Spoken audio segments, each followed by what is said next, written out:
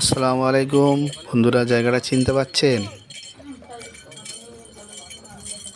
আশা করি অনেকেই চিনতে পারবে, অনেকেই চিনতে পারবে না।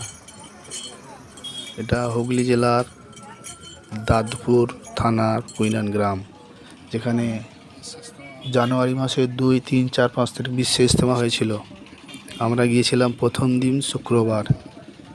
এখানে লক্ষ লক্ষ কোটি কোটি মানুষের জনজোয়ার হয়েছিল।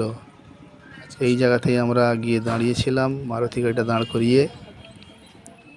বিশ্ব ইজতেমার ময়দানে যেতে এখান থেকে 5 কিলোমিটার লেগেছিল।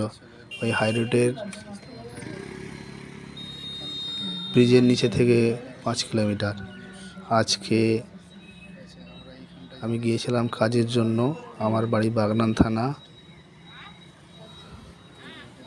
আমি গিয়েছিলাম হুগলি জেলার মাজুন্নান গোরাব। তো ওখানটা একটু দাঁড়িয়ে বিশ্রাম নিলাম, আখের রস খেলাম, আর সেই দিনটার কথা মনে পড়ছিল। লক্ষ লক্ষ কোটি কোটি মানুষকে মিস করছি আজ।